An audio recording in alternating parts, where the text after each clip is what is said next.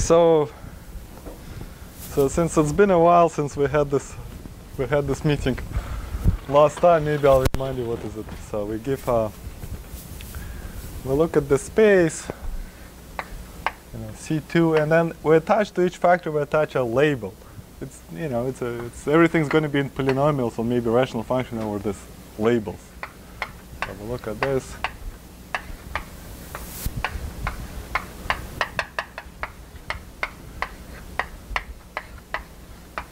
And in this space, we construct an action of an algebra called Yangian. So the Yangian, which in this case of GL2, will act in this space by the following rule. So this is generated by matrix elements by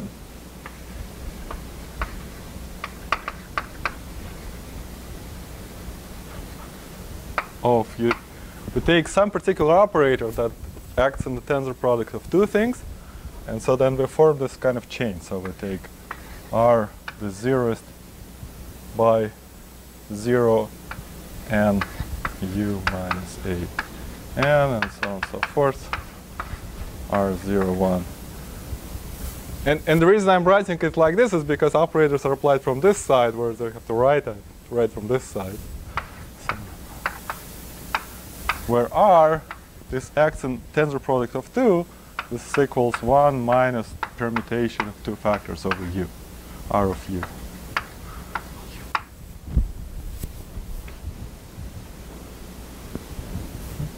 So this is an operator in tensor product. There's some auxiliary space, matrix elements in the auxiliary space.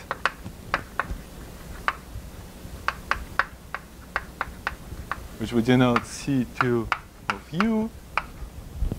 U is a variable. We take this guy, we expand. This is supposed to be expanded in around U equals infinity. You pick coefficients, so we pick coefficients in U, and we pick matrix element in this 0, 0 space. We get somehow there are four matrix coefficients, and each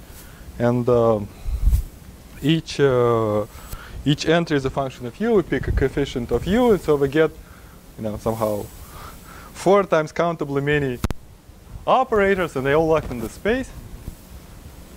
And inside of this Yangian, we have this inside of this algebra. We have a commutative subalgebra, which I'll denote BQ, commutative subalgebra. Well, in fact, maximal commutative subalgebra generated by, you take the following thing. You take the trace over the zero space of, you make maybe 1Q 0, 0. This acts in the zero space, and then U is a variable. So this is a rational function of U. You expand it you can pick a coefficient any way you like, but typically you expand it in U goes to infinity. They're fixed, right? They're parameters. Everything's going to be in this expansion. In this expansion, everything will be in polynomials over A1. So this notation really is a C2. This notation really is C2 to the n tensor, and then tensor polynomials in A1 through n. So it's there. This algebra.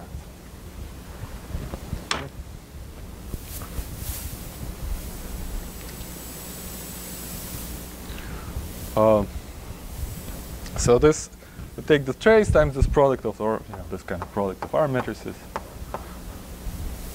So namely, what does it mean? We take the 1, 1 matrix coefficient with coefficient 1, the 2, 2 matrix coefficient with coefficient Q, and this commute is we checked. And so this simplifies. So this is acts. So at Q equals 0, this simplifies.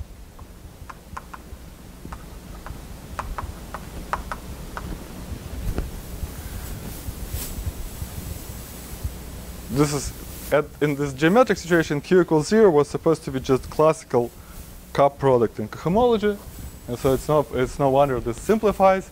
And so this is q equals 0. This is an analog of just so inside of universal enveloping of GL2 tensor polynomials in one variable. So you can get the Yangian is some deformation of this algebra. Inside here, you can think it's generated by matrices of the form. This is a commutative algebra with one. Janusz, can you see from there? Or this is commutative. This stays commutative. It has a very simple spectrum, and so spectrum is this is this algebra. So again, at q equals 0, P0 is isomorphic to symmetric polynomials. And when I say symmetric polynomials, I mean an infinity many variables. So polynomials, in the way they act, so this acts triangularly. So this guy simplifies. So point is that simplifies. The reason it simplifies is that it acts triangularly. So this space has some obvious basis, and with respect to this basis, it acts by triangular matrices. And so we can read off the eigenvalues, and the reading of the eigenvalues, we see that symmetric polynomials. And so if we want to apply this to some vector, so in my tensor product C2, I choose some basis which is sort of, I don't know. So if I label the basis here spin up, spin down, so there'll be some,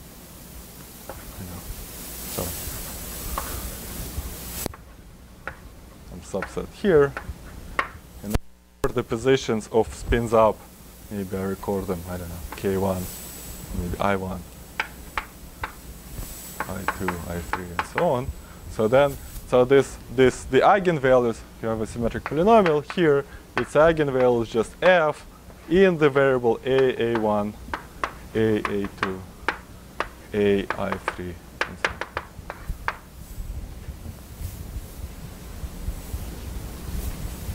on. It's clear. So if you have this algebra, this has countably many generators, this has symmetric polynomials, and it's in fact this isomorphism is in fact filtration preserving. This algebra is filtered by how far you have to go in this expansion in U, and this is also goes to degree of symmetric polynomials. This is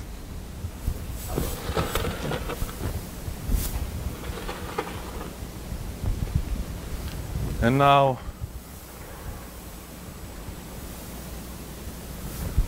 so that's that. And now in this we've last time we matched it to the following picture. So this is, and so if I look now, so now if I x denote by x by, so maybe disjoint union over all k, the cotangent bundle. So the cotangent bundle was immaterial so far, but eventually, maybe towards the end of the lecture, will be the difference between the Grassmannian and its cotangent bundle will be important. But so now just Grassmannian of k planes in n-dimensional space. And so there's a torus acting here. So maybe there's an action of a torus, which is the product of the maximal. So this is a maximal torus in GLN, and cross some other torus, which I'll denote it h bar because I'd like h bar to be an element. So this is just notation. Further, when we need. So this is always an issue if you have somehow group action. All various tori, one-dimensional tori are different. However, the Lie algebra just numbers, and you need like a new letter to denote an element in the Lie algebra of that torus. So later, there'll be a very important variable. This will be in the element of the element in the Lie algebra of this torus will be denoted by h bar. And so what this guy does is scales the cotangent directions. So this acts on the base, and this acts on the fiber.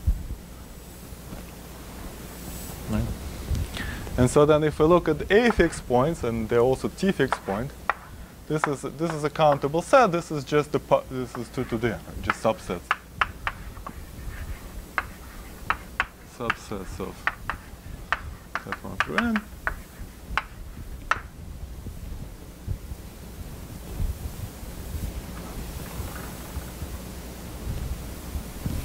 And we can look at the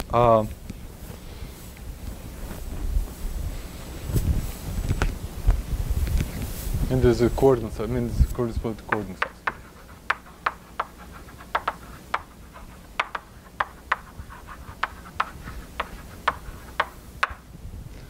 So then we can look at the restriction map. So if we take a torus occurring cohomology of X and have a restriction map to torus occurring cohomology of fixed point set,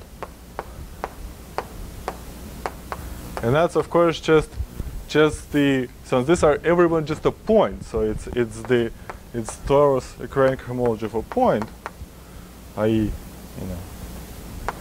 point, that is to say polynomials on the Lie algebra of T taken into this 2 to the n copies of this.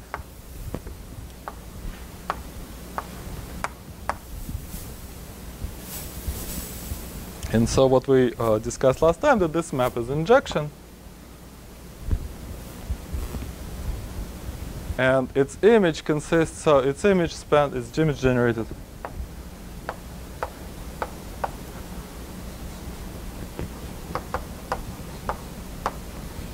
by vectors of exactly the same form. You pick a symmetric polynomial. If we denote an element in the Lie algebra of A, we denote an element called A1 through AN. And so the image generated in here, you take image generated by a vector's form of the form f of A1, A2, and so on and so forth, where f is for f in symmetric polynomial.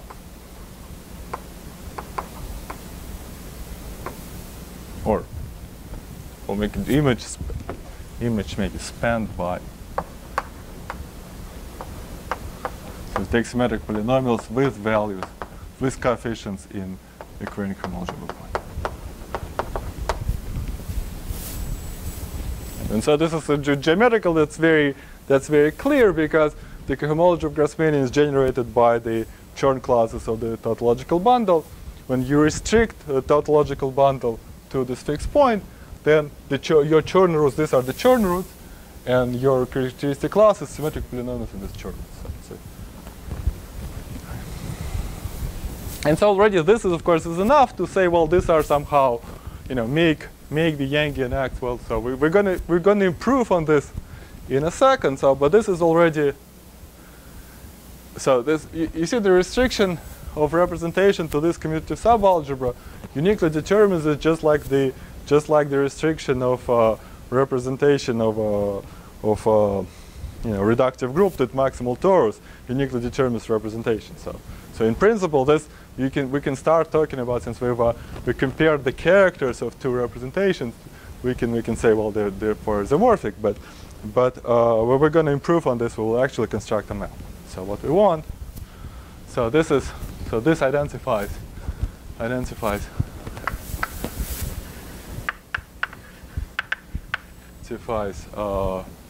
this spin chain with cohomology of X. The absurd.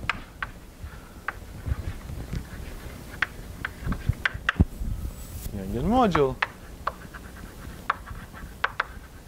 This is extremely cheap, right? I mean, we found just representation of a maximal commutative subalgebra. We're going to improve on this. So we want more. We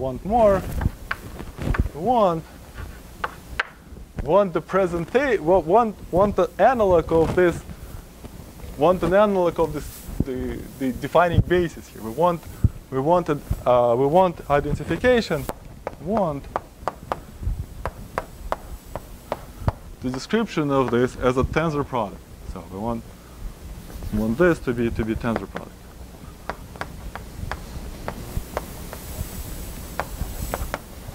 Of two-dimensional representation. So this is we want the basis. In other words, we found this. So in this space there are two, maybe several kinds of special bases in this tensor product. Well, there's the one which is defined by the sort of coordinate basis, and then the basis of eigenfunctions for all these various different subalgebras. In particular, for q equals 0 is the basis of eigenfunctions. You can say, well, the eigenfunctions are gonna go. So what are the here the eigenfunctions are just the classes of fixed points, and you can say I'm gonna send the eigenfunctions to fixed points. But now we're going to say, well, I'd like my original coordinate basis to know where does it go. And so what I'm going to say is maybe pause here for a second, because this is actually the crux of the matter here. So this is, in some sense, this is the main question in this whole series of lectures. So it's this. Because you see, so this has to be something. I'm not trying to build up suspense. It's there's elementary. The answer, well, in this particular example and in general, will be elementary. No, I'm not trying to somehow oversell it.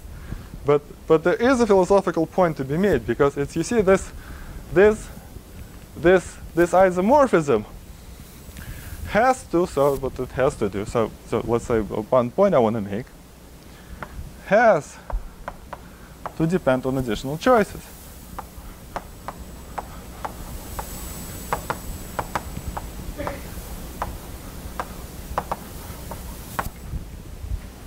Because here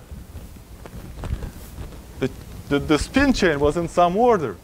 Has to do with the here this representation are taken in some order, corresponding to the ordering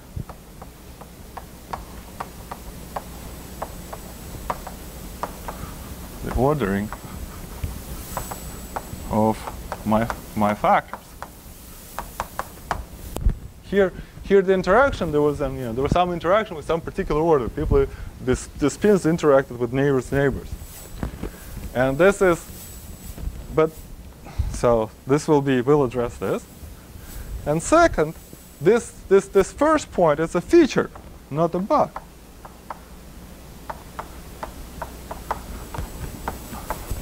It's good that it depends on additional choices, because if we examine its dependence on these additional choices, we will reconstruct the whole theory is reconstructed.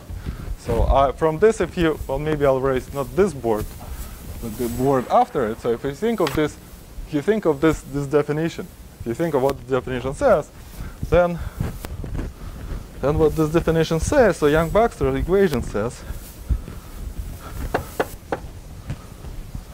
So from the Young-Baxter equation,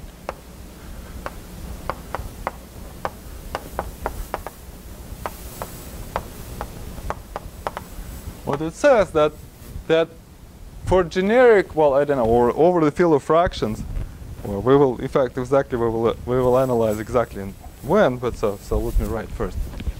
For generic A1, A2 are isomorphic.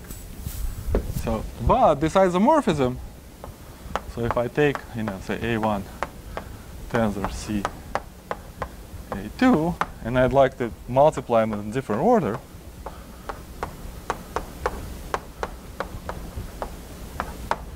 Therefore, generic A1 A2, this product is isomorphic, but not tautologically, not by the permutation. In fact, the intertwining operator is a non-trivial matrix, which we denoted. It was 3 weeks ago, it's a long time ago. We denoted this R check, which was the permutation preceded by this R matrix.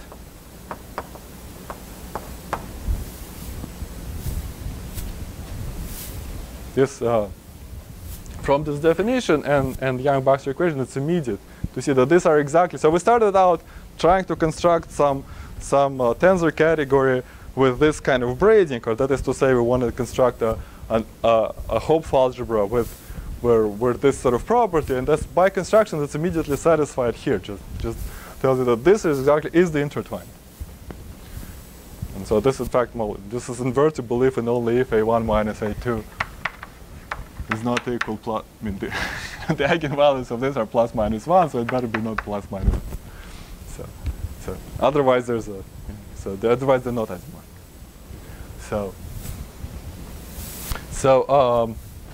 you see, so this means when we construct this isomorphism, we get the dependence on all these other choices, and this dependence on choices gives us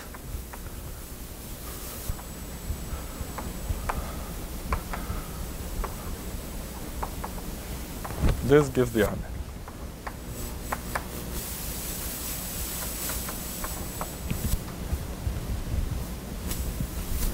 Something?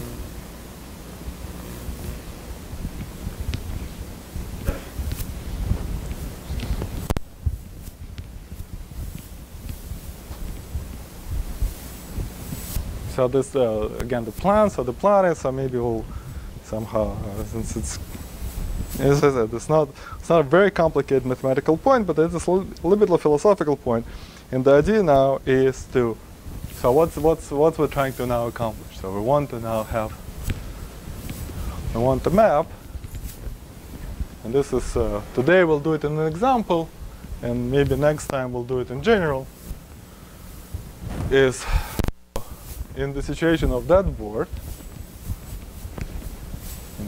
this board. Forget about the Grassmannian. We have some, so maybe. Maybe don't forget about the Grassmannian. Just keep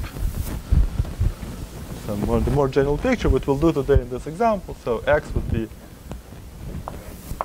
holomorphic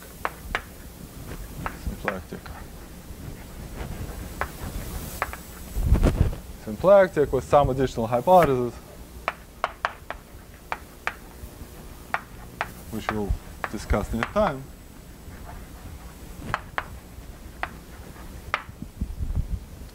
So then we want A act on X preserving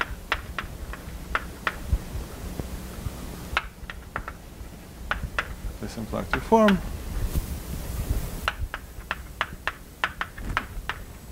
And that's the case there because there the action of A is lifted from the action on the base. And we would like T be maybe T, I don't know. Maybe. Yeah. T be some algebra. Well, T, of course I write T, you think torus, but T is contained in the central algebra of A.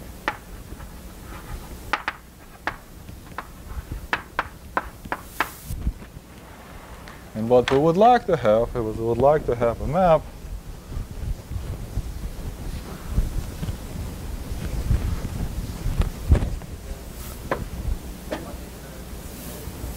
Yeah, holomorphic symplectic variety, so it's somehow, we will discuss some precise thing, but right now it's just an example of cotangent to Grassmannian.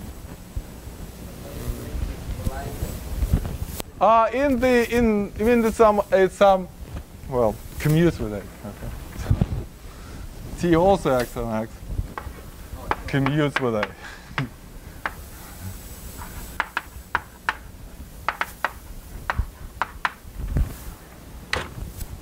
What we would like to have is a map from cohomology, the covariant cohomology, T covariant cohomology of the fixed locus to the covariant cohomology of the whole space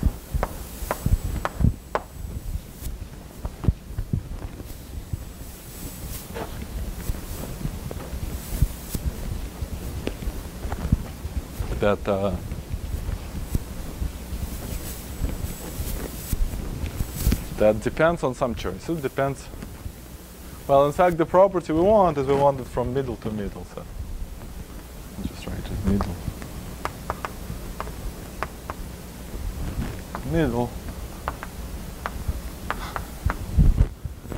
And that depends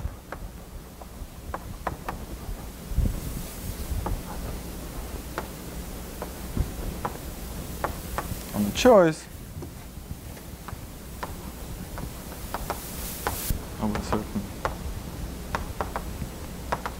chamber. My phone? I apologize.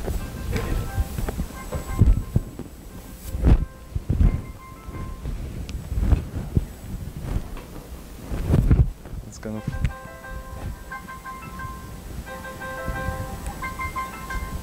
It's my daughter.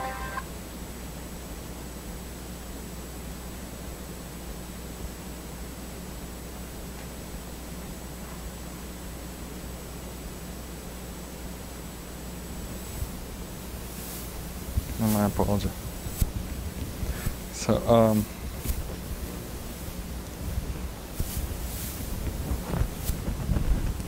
so this would be what it would depend on. So this will depend on a certain chamber.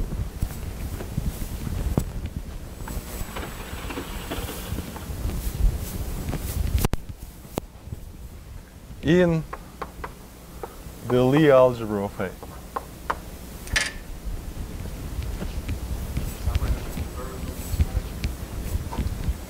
It's right. I mean, it's right. So usually, so what's the usual? Right. So there's a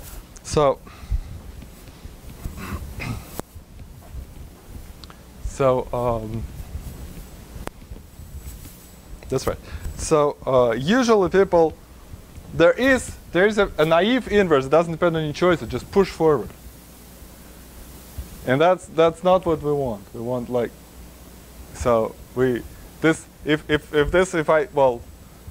for example, push forward is independent of any choices, and this is not going to give us the basis we want because it's just going to give the eigenbasis back. I mean, it's not, what's the formula? The formula for where did I put the razor? There.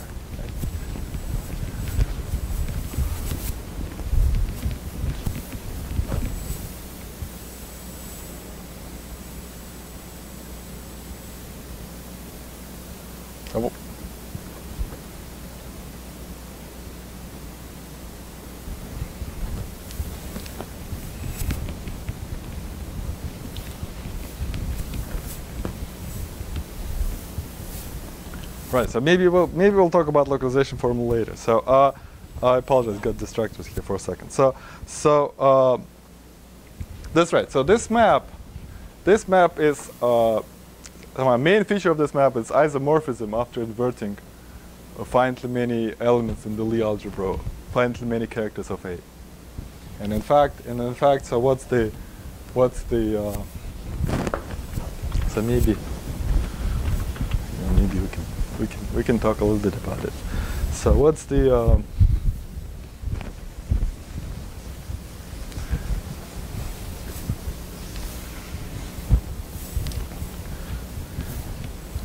so how does these so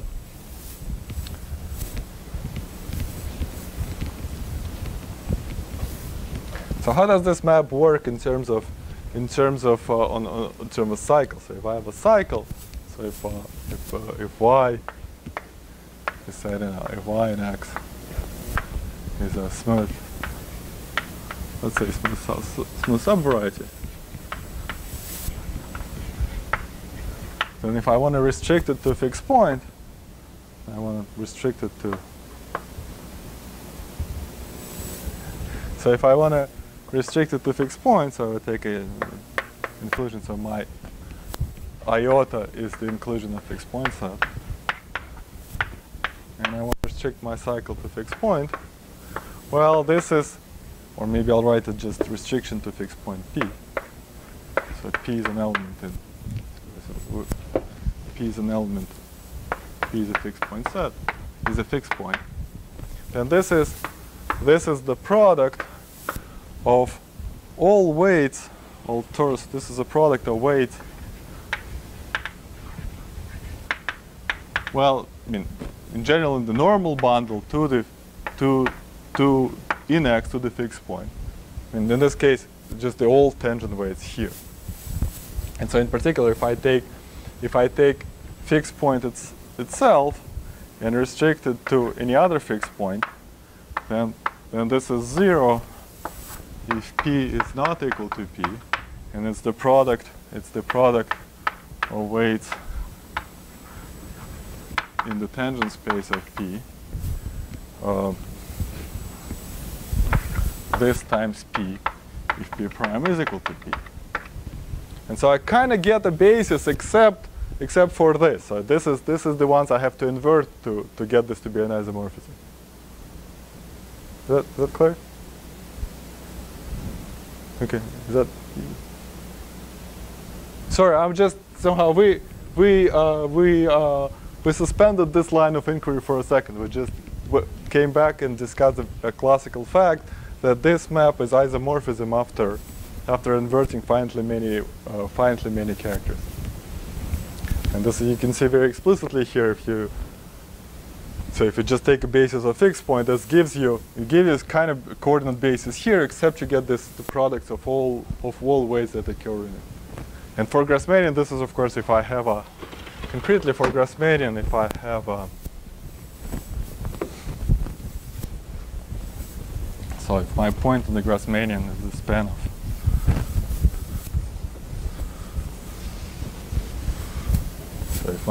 if I consider in the all fixed points will sit inside Grassmannian itself. So if I take Grassmannian Kn and I look at the fixed point there, so if an element here is the span of some coordinate vectors, ei1, ei2, maybe span ei where I ranges in some set S, then this product of weights, then the tangent space, and the weights in the tangent space at this point, so this is my point P, and this space P are of the form Aj minus Ai, where J is not an S and I is an S.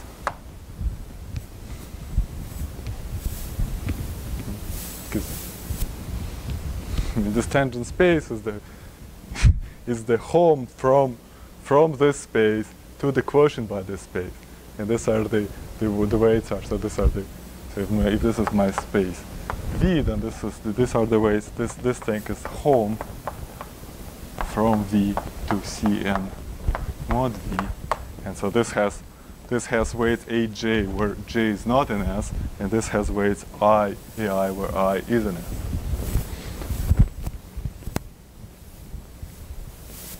All right, so now we're trying to construct a different map, which is not this push forward, but rather has features that it depends on additional choices, and it's slightly better. I mean, it has other advantages. So this is what we're trying to do now.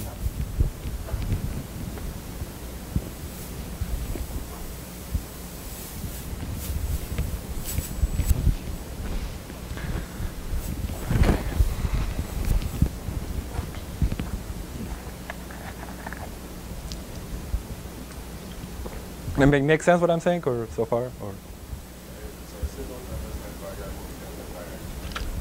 Yes, because I want something which is not entirely canonical, right? I want something that depends on choices.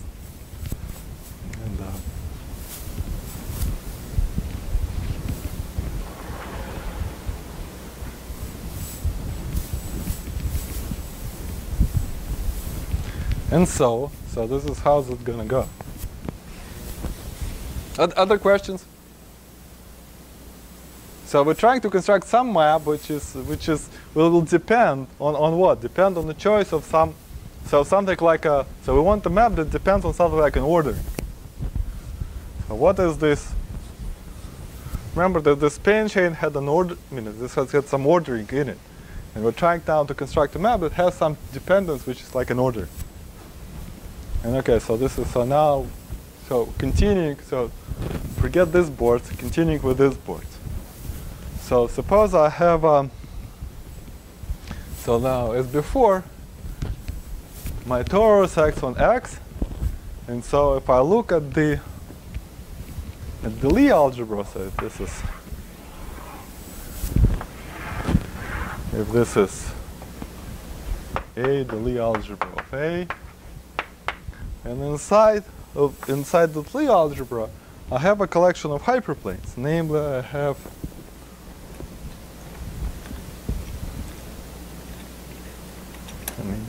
use yellow. So I have hyperplanes. I'm just gonna draw so that this is just a picture you see in Lie theory class. So these hyperplanes are the weights, the A weights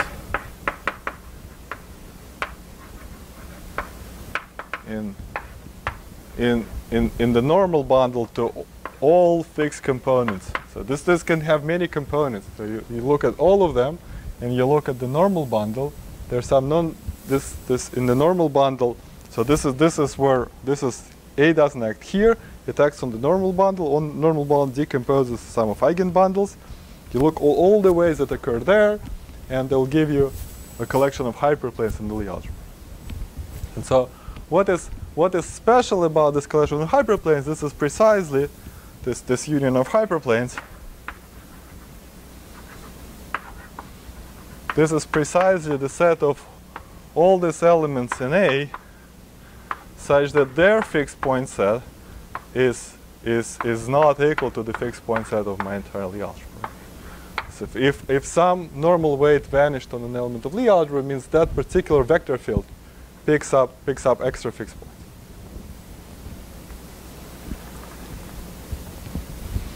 And so now, so in particular, in the example of Grassmannian, so this is the computation we just did. These are for Grassmannian. These are just for Grassmannian.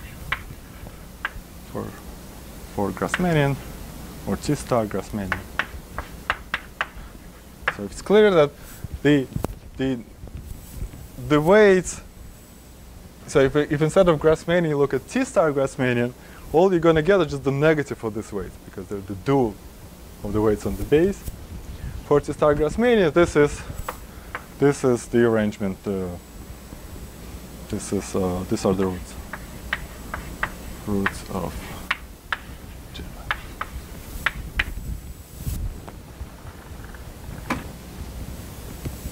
And so now we pick one of the. So now, since this is, at least in this example, these are the roots, we should be somehow, we have free conscience to call one of the chamber a wild chamber.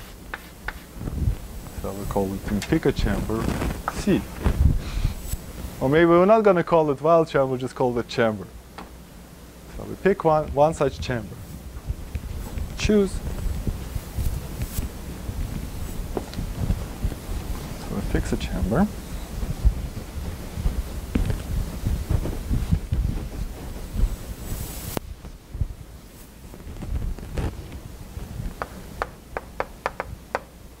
Chamber, i.e. a connected component of,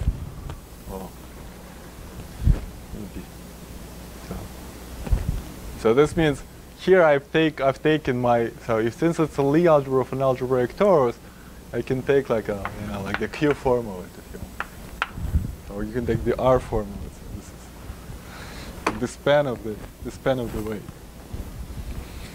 So a fixed chamber, i.e. connected component of the complement of this root hyperplane, i.e. connected component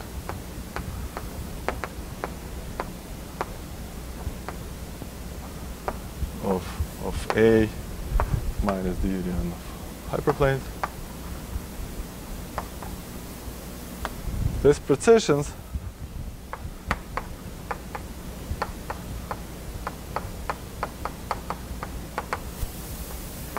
all weights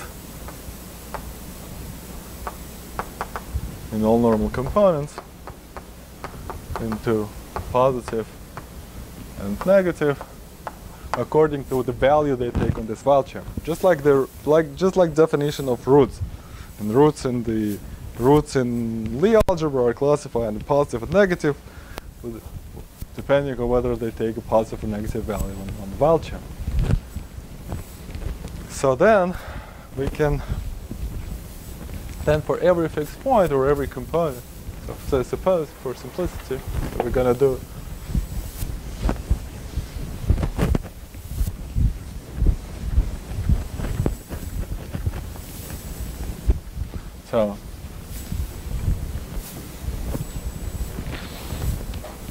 so not to keep you in the dark, this map. So we're looking for a map. So we're looking for a map. We're constructing a map.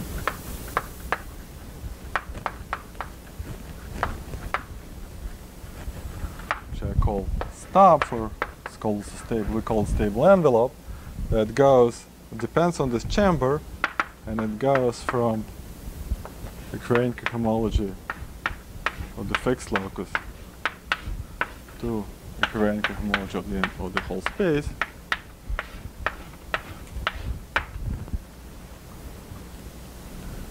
And this will be as an improved version. First we'll discuss version of the map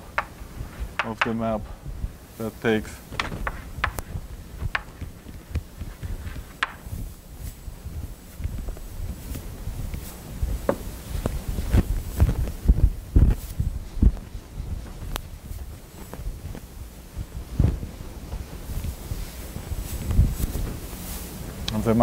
a fixed point. So we now assume that fixed points are isolated for simplicity, which is the case in Graspanian, takes it to the corresponding set of Schubert cell. That is to say, the closure of attracting manifold with respect to this cone of my point P. Now, what is this? So if I take this is a notion very well studied in both in sort of invariant theory and also generally in dynamics. So if I pick, so all of these colors are unfortunately the same. So maybe I'll use red. So if I pick an element, which I maybe call it Xi again. Oh, it's unfortunate. Sorry, I'm putting too much pressure on chalk. Called Xi. So then I consider, so this is an element. This is what invariant theorists will call the Belinsky-Birula cell or Schubert cell, something like this, Brouillard cell or things like it. So what is it? This attracting manifold of a point P. This is the set of all this x and x, such that if I act by, so I fixed a direction in the Lie algebra, so then I can act by say, I don't know, exponential of maybe minus t xi applied to x, and then as t goes to plus infinity, this goes to p.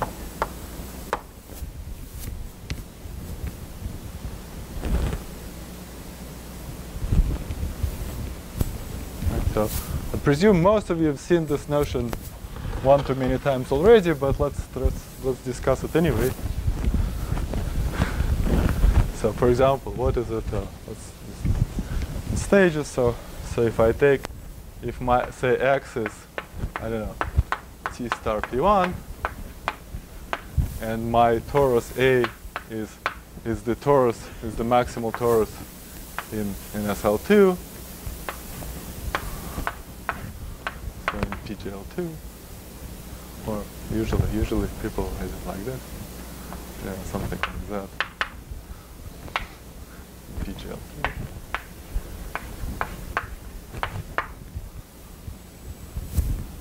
Then so it means this is the torus that acts on Riemann sphere as it does. Then so this is sort of, this is my base P1. It has two fixed points, 0 and infinity. And so then if I look, so this is at 0, this acts So if I'm interested in my, xi, my xi is, so to speak, say 1, and z is exponential of xi. And so I'm asking for the limit z x by z, let z go to 0. I ask this to converge to a fixed point, so then the attracting set, so if this is my base P1 and these are the cotangent fibers, then the attracting set of 0, what's attracted to 0 is what's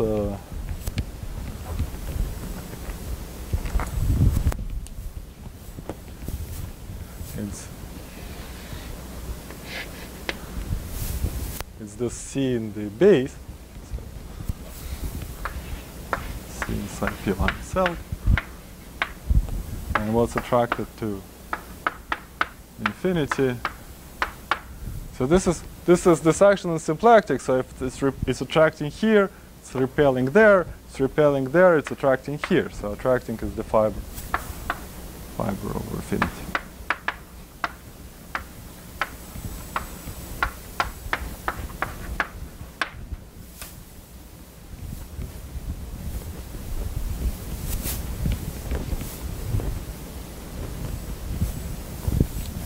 So what's attracted to 0 is this. And what's attracted to infinity is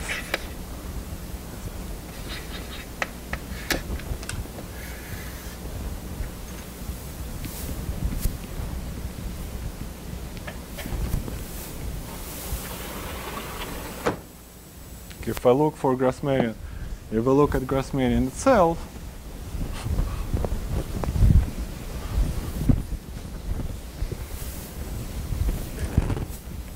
if X is Grassmannian itself,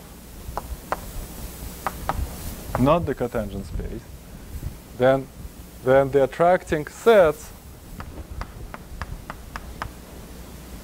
are these classical Schubert cells. Schubert cells, they are the orbits of, well, if I choose C, that gives me, and this was a Weil chamber for GLN. This gives me the unipotent subgroup. Maybe I'll call it, I don't know, U plus, and this is the Lie algebra. The Lie algebra of U plus is the span of all roots such that alpha on my chamber is positive. And so it's elementary to see that this partitions Grassmannian into finitely many pieces, and they're all attracted to unique. And then finally, if I take so we see this in this example, base P1 an example of this, and there are two Schubert cells, C and infinity. And then more generally, if I look at if X is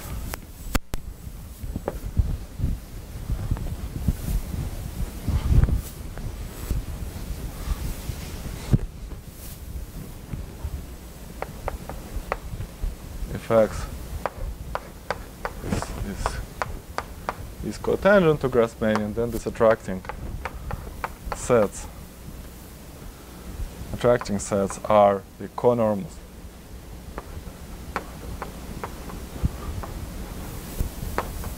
to Schubert cells. So you can see directly. So as you can see, it is an example. So what's a conormal? It's a set. You include all the cotangent directions that vanish on my point. So there's a conormal to the base. There's nothing in the cotangent direction. Then you take a conormal to a point. It has the whole cotangent direction. So in principle, if we were to assume this definition, then in principle we would be well in the realm of somehow things which are, somehow a lot of people study, and that would be sort of a very a very classical thing to study in geometric representation theory, for example. So do say, to associate to every cycle this closure of the Schubert cell, and then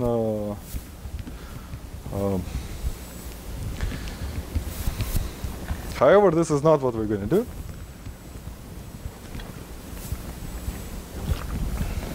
Because look at my notes. If I can get them.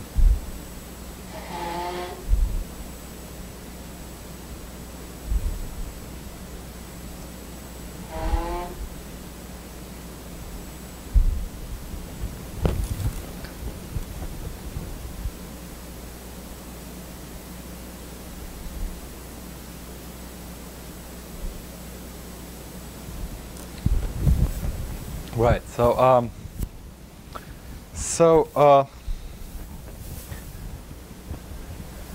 so we will go for some improved version or cheapened. I don't know. You can call it somehow. You can think of this as like a cheaper version of. The reason is this is a very hard problem, even for Grassmannian. If you want to know what's the class of the closure of the conormal to Schubert cell in quadratic homology, it's a hard problem. I mean, it involves like Cardan-Lustig numbers, and it's somehow it's a kind of it's going to be tough. We're not going to be done with it in within a day. I mean, today we're supposed to be done with this problem for Grassmannian. So if we start discussing Cardan-Lustig numbers, we'll be here for a long time.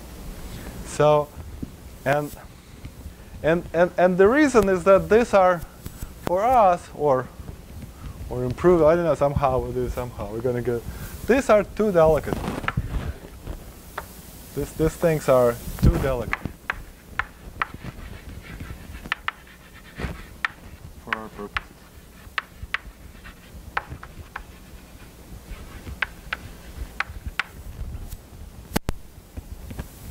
The reason is well, one thing this attracting. I mean, as I said, this is a well-studied object. This is a well-defined. People, proven. I don't know, 40 years ago or so, people studied this map and proved that it's in some kind of generality well-defined in cohomology and so forth. But this is like I said, this is too delicate a subject, too delicate a thing to study, and it's not needed. We need something more robust. And the reason you see it's too delicate, this kind of things, for example, they behave totally bad in families. Like if you have a family of such things, then the attracting manifolds will break. And it's already in this simplest possible example. So if I take the cotangent to P1, this can be deformed to be, so the cotangent to P1, this is a resolution, so this T star P1, this is a resolution of a cone, which you can you can think of this as a cone of the orbit. This is the nilpotent. This is the orbit of the nilpotent element in SL2. This would be the quadratic resolution of this thing, because you also blow up. And this cone can be deformed to be a non-singular surface. And in fact, this resolution can be deformed. So this is, if you think of this as an orbit, the quadratic resolution would be given the orbit of a semi-simple element in SL2. And there, the attracting set this attracting, you still have two fixed points, which are this matrix and its vowel group conjugate. So this my original matrix and its vowel group brother. And the corresponding attracting sets are again orbits of unipotent group. Well, they're rulings of this cone. So if you take, so it means I put some element here, T. These are the attracting things, And if I degenerate, you'll see that this one of them goes here, one of them is this one, and the other one breaks in the union of this one and that one.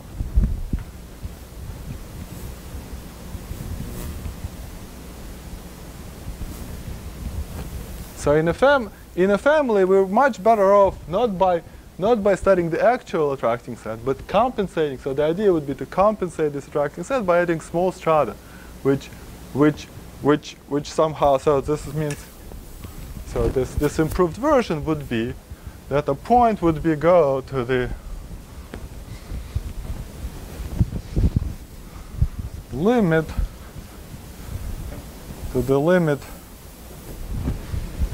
so this would be to the limit of this closure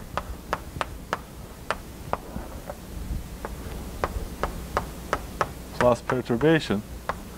You got to take some kind of perturbation and you let epsilon go to 0.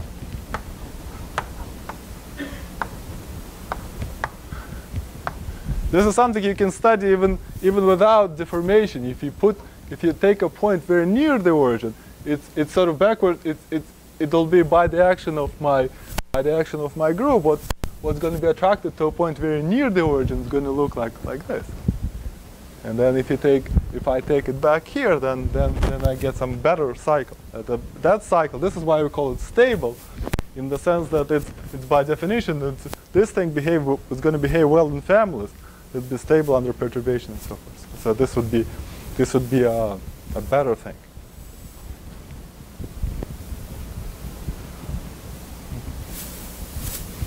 So now you can now ask, well, there's any number of definitions in algebraic geometry I can try to give along the following lines, but then what does it mean to go and compute? Because how do I go and perturb, who knows, put in general position, like how can it be done? And so the actual definition will be this would be sort of motivational definition, but the actual definition will not involve any limits. So now we're all tired, but I think we can go on and the definition. At least you have something to take home. Is that all right? So according to the schedule, we could have stopped now, but would you guys be interested in hearing what the definition is, or? Yeah. And okay.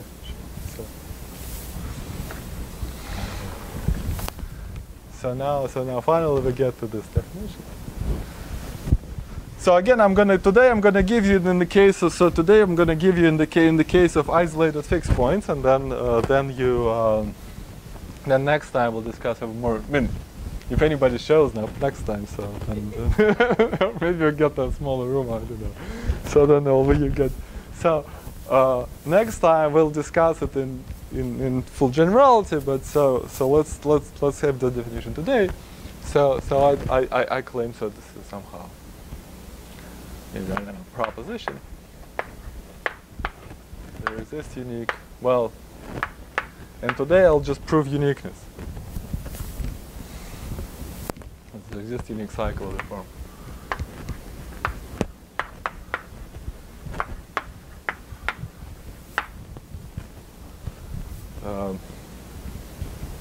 Of the form.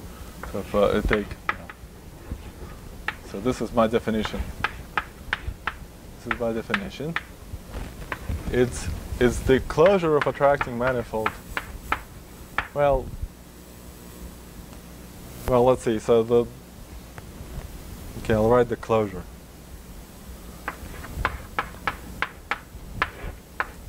Plus, so once I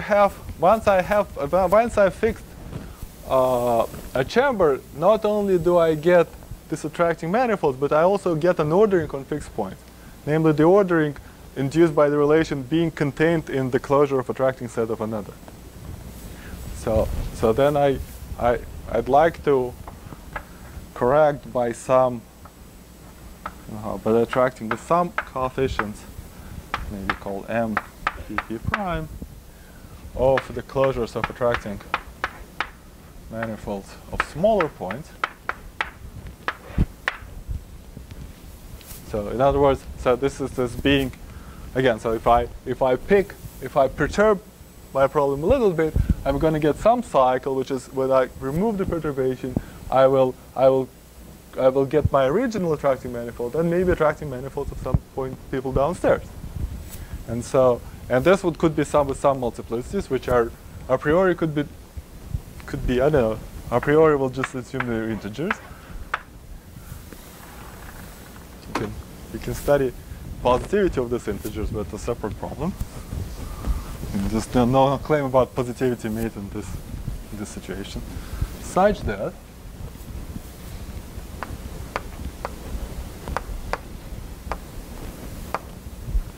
if I take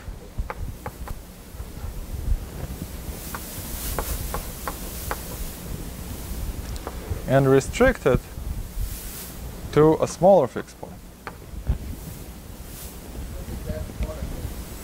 So okay, so if I have a non-direct, so maybe definition where this is the transitive closure, or maybe already, so this is the transitive closure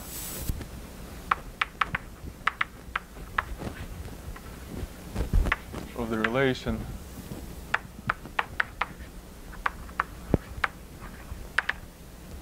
P prime belongs to the closure of attracting manifold P.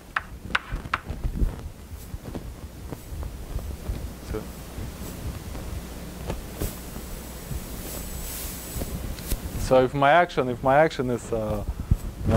X is quasi-projective and action comes from a linear action on the corresponding projective space, this is the ordering relation. You cannot have you can have like a chain of P1s, of course, where this thing gets closed, but that cannot be realized by an action in the linearized action. So such that, so what is this guy? This is a cycle. I mean, this is an element in creating cohomology. We restrict it to a fixed point, we get a polynomial. And so this is an element, so this sits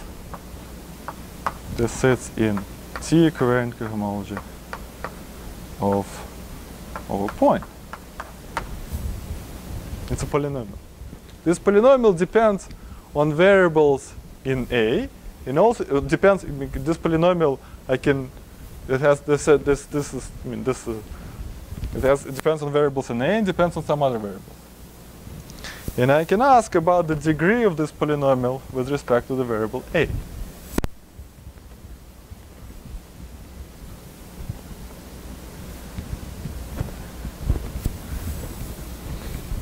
You may worry about somehow, this Lie algebra is not canonically direct sum, but this doesn't matter how you pick up the direct sum decomposition. I mean, the Lie algebra of T is, since A was commuting with T, is abstractly direct sum of A in some other vector space, and so this is not canonically, but this thing doesn't matter. And so then the statement is this object, this is a polynomial, and maybe I'd like it to be, based on this picture, maybe I'd like it to be 0 because I kind of like to say, well, I can move this guy away. But that I cannot achieve. That's too much. But what I can achieve is the degree of this polynomial be less than the degree of terms that I get here. What's the degree of the terms here? The restriction of attracting. So maybe I'll write this the codimension of attracting manifold of P prime. Because what's this? If I'm at some fixed point, then what is the?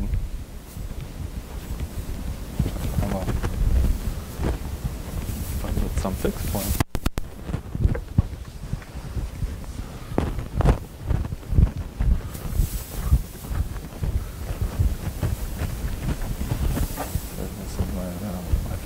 P, and I look at the tangent space or the normal space 2P, it has some directions which are maybe I'll write it n minus. This is where the this is where span the weights here. The weights, A weights here are negative on my chamber C, and has the other thing which is maybe n plus, or this where the weights are positive on C. And the attracting manifold is tangent to this. So this is attracting manifold of P.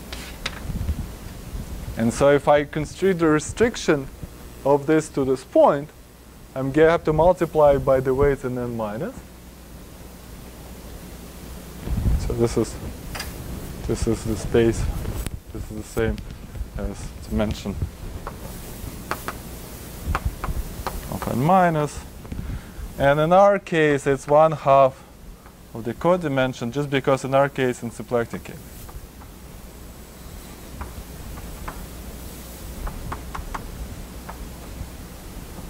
And because in our case, there's a symplectic form that pairs positive and negative, so everything comes in pairs.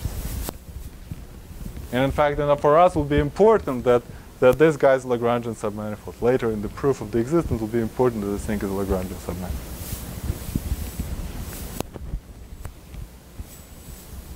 Okay. So first, let's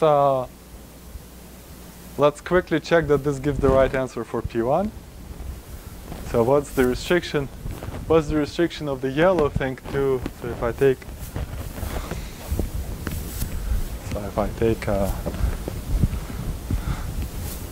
let's draw this picture again.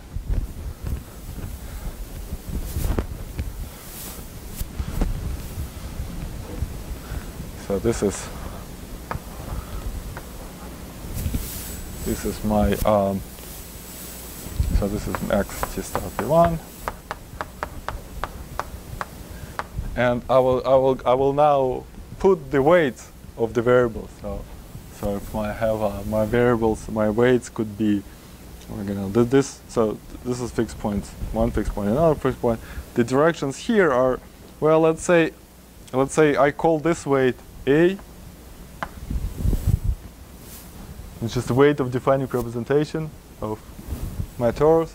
Then here I get the dual weight plus the weight, or actually for somehow notational reasons, better to take minus the weights. I mean, it's for notational reasons better to take, well, let's take plus for here. It's the weight, so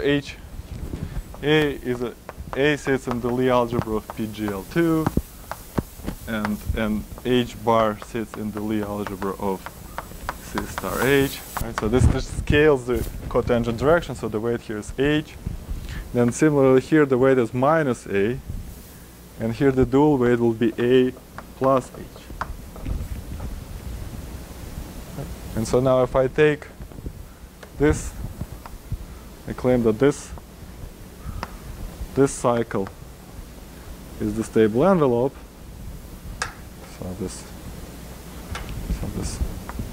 if I take P1 plus the fiber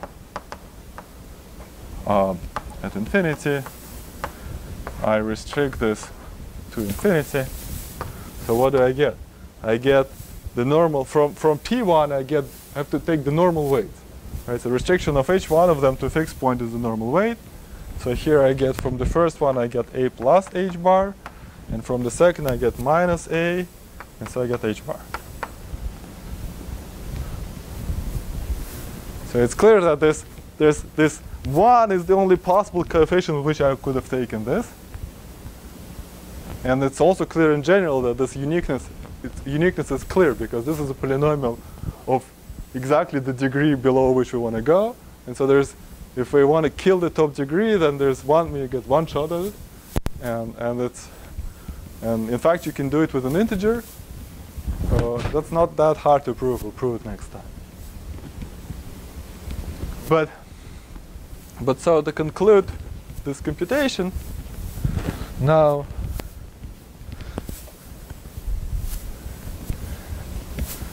so maybe not conclude this computation. So okay, so somehow this is the end of definition here. So what I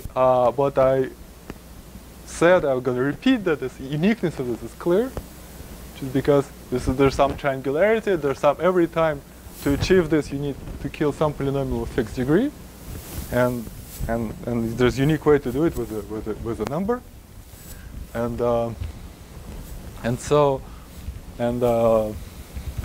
the existence will prove next time. It's not hard. And somehow it is so in cohomology it's really the argument is easy. In K theory it gets really hard, and so because in K theory you'd like to what's the analog of this in K theory? The analog of the degree. In K theory this becomes, instead of a polynomial in the Lie algebra, becomes a polynomial in the maximal torus. And then of course the analog degree is its Newton polygon, and you'd like the inclusion of Newton polygons, and that's a lot harder thing to prove. So anyway, we were not gonna get there, not for a while anyway, and so today let's finish discussion with checking that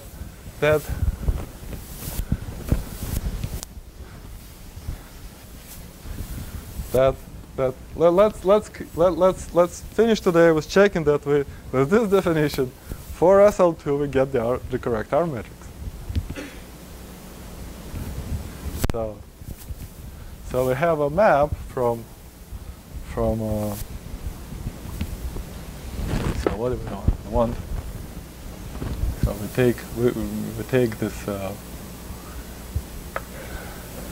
disjoint union. So we somehow we want identification. We want identification of C2 tensor C2 with map with the covariant cohomology over space X, where X is a union over K over K T star Grassmannian of K planes in two-dimensional space. And that thing, what does this thing look like? Well, that's a point. It's T star P1, and that's a point again. So there's only one interesting thing here, and correspondingly, so we want to consider two. So we want two different. Like I said, we want two different maps corresponding to two different chambers, to two different choices of a chamber. So this is on this T star P1. So there's somehow nothing going on here, but on T star P1,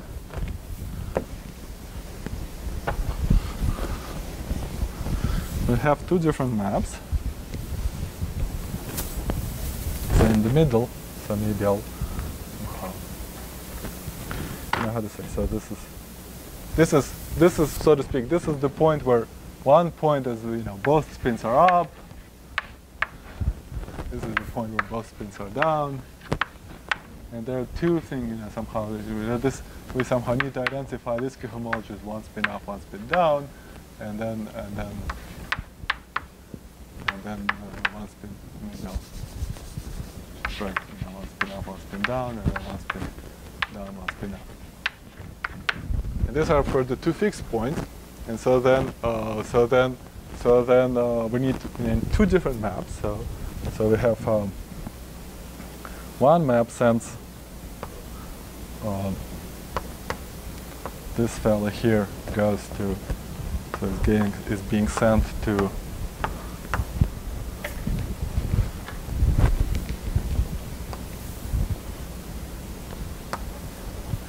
something like this, and this fellow there, this is, so to speak, stop.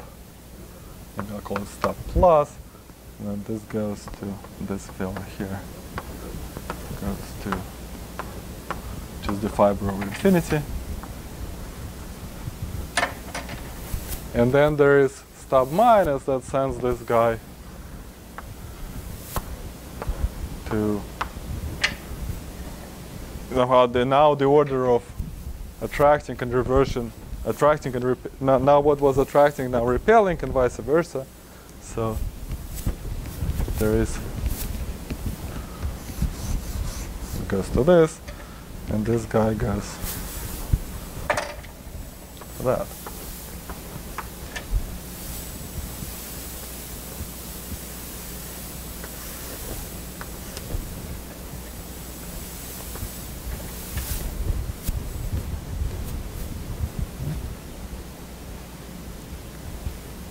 So now, since both of these maps are isomorphisms after I go to the field of fraction, I get there is a map. So this is a map. I get a map, which is the R. You can define the. So this was stub plus, and this is stub minus. I can define. I can define R by definition. I can define it to be stub minus inverse equals with stub plus. This is an element. This acts in the. So this is an operator. This operates in the cohomology of my fixed locus, which is really naturally C tensor C, C2 tensor C2. And so this thing you can now compute because we've computed what we've computed is we computed this. What is this computation? This computation tells you that I can to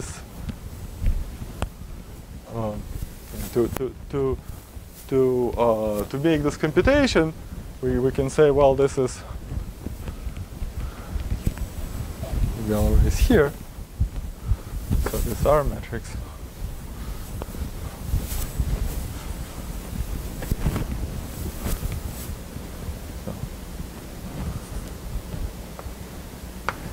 R matrix, I can say, well, instead of making this computation, I can do the following. I can take first the stub map, and then restrict to the fixed locus, and they take the inverse. So maybe I'll take iota star stub plus, and then iota star stub minus inverse.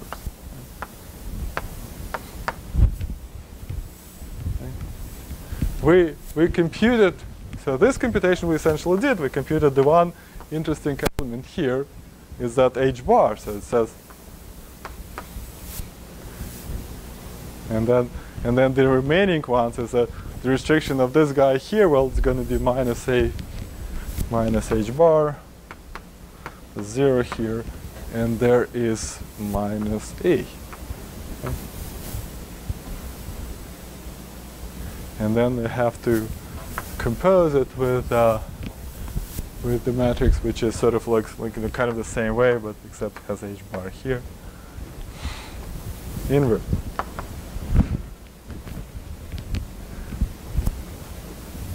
And this will be with some signs, with some signs which we didn't discuss, with some plus minus. This will come out to be 1 over minus h bar over a times the permutation divided.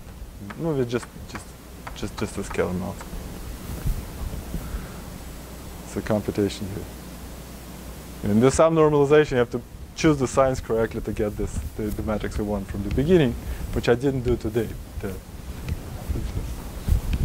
In this business, you need to put some signs, but it's not this mine. Now that's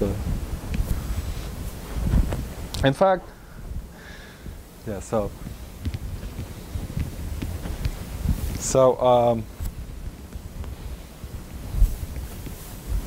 all right. So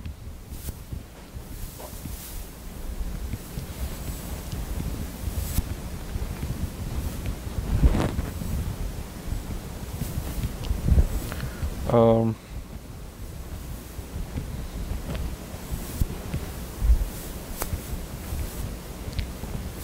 guess the summary of today's lecture is that you get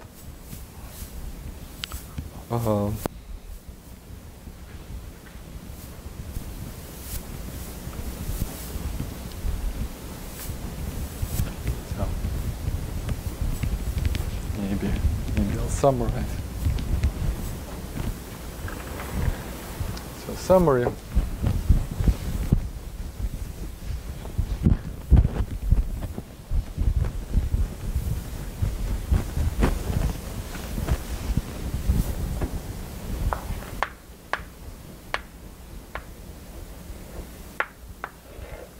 So for every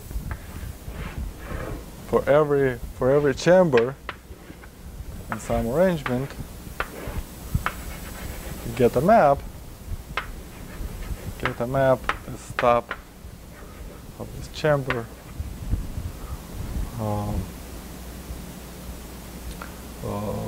This is a map from the cohomology of the fixed locus to the cohomology of the whole space.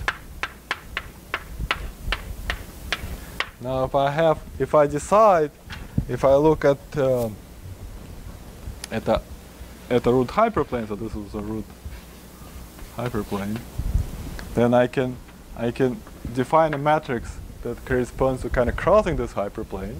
I can define R alpha to be, so each of these maps are isomorphism after I go to the field of fractions. So this would be, I can decide that this would be something like this. So this is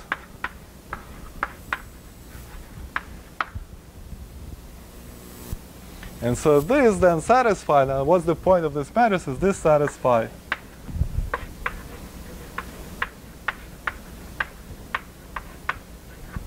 braid relations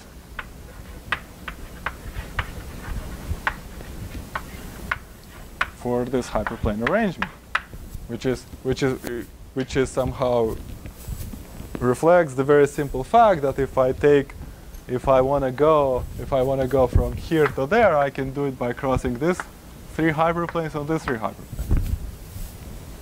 And so if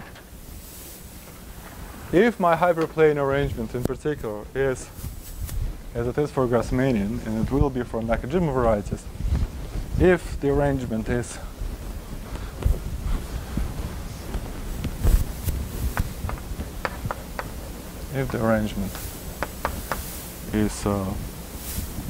well, AN arrangement,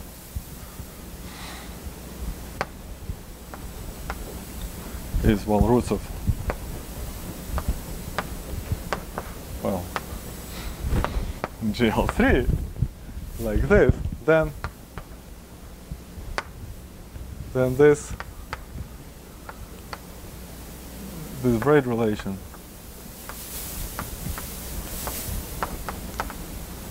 are equal to the Young-Baxter equation. Modulo something we'll discuss next time. Young-Baxter equation is not just braid relation, but there's something stronger that says that each braid acts only in two spaces and is identity in the third. It's somehow, but it's well, modulo this proviso, which we'll see next time. This is kind of satisfied automatically. But so what it's saying is that this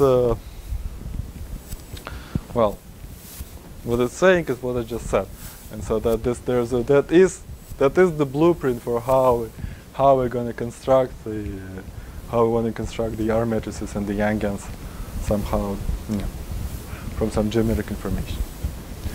All right, so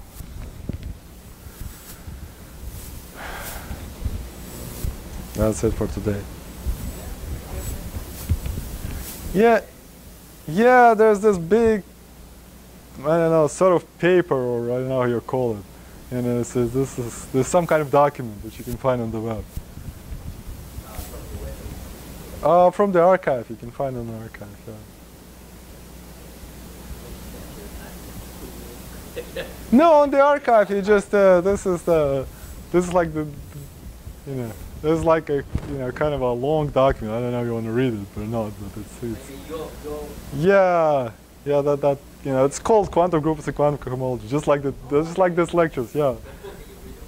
Yeah. So it's I don't know. Yeah. Right. So.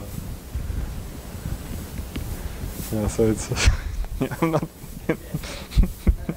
It took such a long time to write, and I can't imagine somehow anybody reading it. So.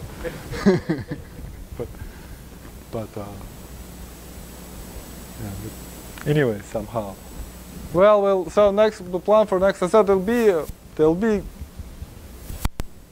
If some of you choose to come, there'll be a lecture next Friday, but then spring break we don't have a lecture, right? Spring break is spring break. Spring break is spring break. Okay. Okay. All right. Okay, thanks. Yeah. Okay. Absolutely, yeah. No, this we use. No, we have to use like symplectic assumption very heavily. Yeah. We somehow, I'm not sure in what generality this somehow exists. Yeah, so this is pretty strong for this to be, for this to exist. So you can.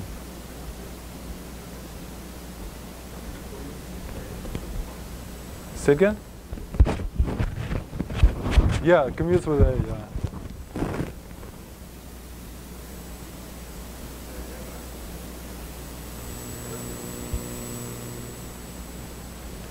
Well, you can take it to be trivial. The statement is that this cycle is defined equivalently with respect to anything that commutes with A. That's just a statement. Yeah.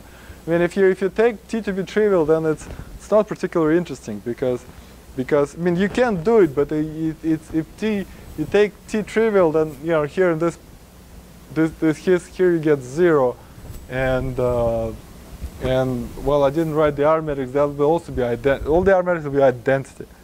So the point is that you need the most important thing you need is so the central assumptions are that you have a symplectic form, which is this is somehow, I'm not sure this part is, I mean, how essential is that? Maybe you can get away with Poisson form. I'm not sure. But anyway, we use the existence of symplectic form, and it has to be the case that the class of this form, I mean, this form is scaled with non-trivial weight with respect to T. Otherwise everything is just trivial. Yeah, so it's same with, I mean, the quantum cohomology is the same thing. If you study covariant cohomology of symplectic variety, the only way to make it non-trivial is to use this is to have the symplectic form be scaled non-trivial. Otherwise the answer is just 0.